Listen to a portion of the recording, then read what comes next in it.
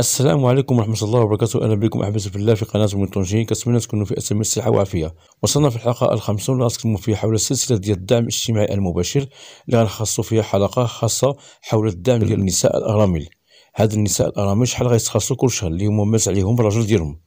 كما كتعرفوا أن الدولة قررت إن شاء الله ابتداء من 2024 غتعطى هاد الأسرة اللي عندهم أبناء اللي كيقراو في المدرسة حتى هما غيستافدوا إن شاء الله في الدعم ديال التعويضات عن الأبناء اللي هما فلوس ديال الدراري اللي غيدوزو إن شاء الله شهريا ابتداء من 2024.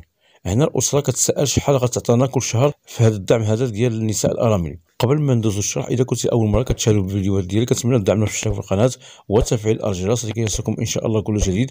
وكذلك لا تنسونا متابعتنا عبر صفحه الفيسبوك من طنجي، فيها كل فيديوهات حول السلسله هذه، من اول فيديو كيفيه التسجيل في السجل الوطني للسكان الى هذا الفيديو اللي كتكلم فيه الان. تحاولوا تتبعوا معايا هذا الموضوع الى اخر الفيديو. هنا الدوله قررت على ان غتعطي مجموعه من الدعم ابتداء من 2024، يعني عند دخول 2024 في الشهر الاول غيبدا المشروع ديال الدعم اللي غيتعطى النساء ديال الارامل.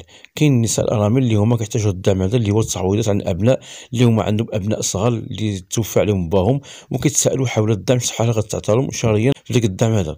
كما كتعرفوا ان الدوله قررت ابتداء من 2024 غتعطي واحد المبلغ مالي لكل طفل اللي هو مبلغ 350 درهم شهريا لكل طفل. هذا بالنسبه ل 2024. اما عند دخول سنه 2025 فالدوله قررت على ان غتزيد 25 درهم على ديك 350 درهم، فيصبح المجموع 375 درهم لكل طفل. فعند دخول سنه 2026 فالدوله قررت على ان غتزاد 25 درهم على ديك 375 درهم، فيصبح المجموع اللي هو 400 درهم لكل طفل. فهذا بالنسبه للدعم ديال النساء الارامل اللي كيتسالوا شحال غيتعطينا في الدعم ديال النساء ديال الارامل اللي هما التعويضات عن الابناء. كما قلنا في 2024 غيتعطى 350 درهم لكل طفل. فعند دخول 2025 فالدوله قررت على ان غيتزاد 25 درهم على ديك 350 درهم ليصبح المجموع 375 درهم لكل طفل. فعند دخول 2026 فالدوله قررت على ان غتزاد 25 درهم على 375 درهم، فيصبح المجموع اللي هو 400 درهم لكل طفل اللي غتعطى شهريا. هذا بالنسبه للدعم ديال الارامل. دابا غندوزو كيفيه الاستفاده من الدعم ديال الارامل. كاين 4 ديال الشروط. الشرط الاول اللي هو ان هذه الام خصها تسجل في السجل الوطني للسكان هي والابناء ديالهم كاملين. طريقه التسجيل في السجل الوطني للسكان كاين جوج ديال الطرق، اما عبر الموقع واما عبر الملحقه الاداريه. انت كتختار اللي عجبتك فيهم.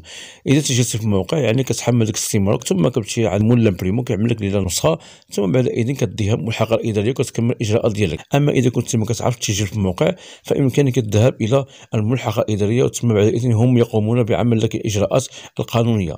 كتمشي انت والابناء ديالك باش تسجلوا في السجل الوطني للسكان. وكيفيه التسجيل في السجل الوطني للسكان انا ديجا تكلمت على هذا الموضوع هذا، بامكانكم الذهاب الى رابط مباشر في صندوق الوصف اللي كنتكلم فيه حول كيفيه التسجيل في السجل الوطني للسكان من البدايه حتى النهايه. ثم كذلك غتلقاو الرابط الثاني ديال الفيديو اللي كنتكلم فيه حول كيفيه تسجيل الابناء القاصرين اللي هما اطفال قاصرين، كيفاش كتسجلوا في السجل الوطني للسكان بطريقه سهله بدون اي مشاكل. فهذا بالنسبه للشرط الاول. اما الشرط الثاني فعندما تقوم هذه الام بالتسجيل في السجل الوطني للسكان هي والابناء ديالها كننتقلوا الى الخطوه الثانيه او الشرط الثاني اللي هو التسجيل في السجل الاجتماعي الموحد. كتسجل الام هذه في الموقع في ديال السجل الاجتماعي الموحد اللي كتشوف معنا في الشاشه، طريقه سهله بدون اي مشاكل. كتسجل هي وكتسجل مع ابناء ديالها كاملين باش تستافد من هذا الدعم ديال النساء الارامل.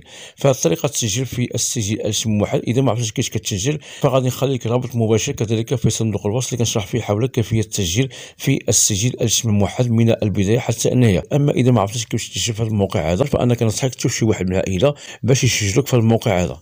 طريقه سهله ما كاين حتى شي حاجه صعيبه.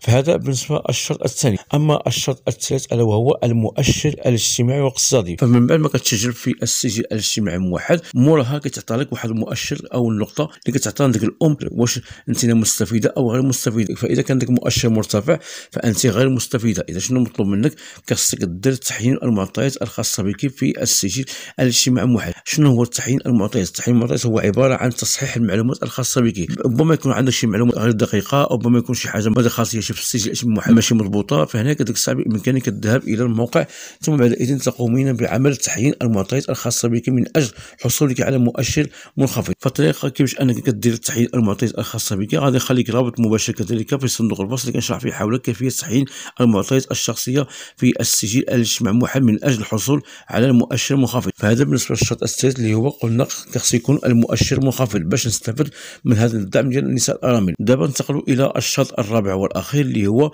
خصها تكون هذه الام هذه غير مسجله في لاسينيسيس. اذا كنت مسجله في لاسينيسيس فلا يمكنك الاستفاده من الدعم ديال النساء الارامل، لان الدوله قررت على ان غتعطيها الدعم خاص الاسر اللي هما غير مسجلين في لاسينيسيس. كما كتعرفوا ان هناك 40% ديال الاسر اللي هما مسجلين في لاسينيسيس، اما تبقي تقريبا 60% اللي هما اسر غير مسجلين في لاسينيسيس. لهذا الدوله قررت على ان غتعطيها الدعم هذا خاص الاسر اللي هما غير مسجلين في لاسينيسيس. اذا كان هذا الفيديو توضيحي حول كيفيه الاستفاده من الدعم ديال النساء الارامل. كما قلنا الدوله قررت على ان غتعطي في 2024 350 درهم شهريا لكل طفل. فعند دخول سنه 2025 فالدوله قررت على ان غتزاد واحد 25 درهم على ديك 350 درهم ليصبح المجموع 375 درهم لكل طفل. فعند دخول كذلك العام 2026 فالدوله قررت على ان غتزاد 25 درهم على ديك 375 درهم فيصبح المجموع 400 درهم شهريا غتعطى لكل طفل. فهذا بالنسبه للدعم ديال الارامل. وكذلك الشروط اللي ذكرناهم في الفيديو هما كاين 4.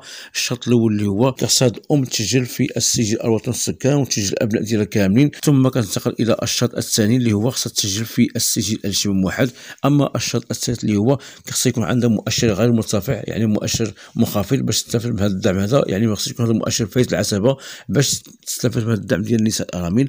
اما الشرط الرابع والاخير اللي هو خاصها تكون الام هذه غير مسجله في لاسينيسيس باش تستافد من الدعم هذا ديال النساء الارامل. كنتمنى اي واحد شاف الفيديو يحاول يبارطاجي مع كل العائلات والاسر اللي كيتسالوا حول الدعم ديال النساء الارامل كما ذكرنا في الفيديو هذا، وكذلك حول كيفيه الاستفاده من الدعم هذا. وفي النهايه لا تبخلوا علينا بالزر والاعجاب والاشتراك في القناه وتفعيل الجرس لكي يصلكم ان شاء الله كل جديد. وكذلك لا تنسوا متابعتنا عبر صفحتنا الفيسبوك من طنجي فيها كل فيديوهات حول السلسله هذه. والى فيديو اخر ان شاء الله، والسلام عليكم ورحمه الله وبركاته.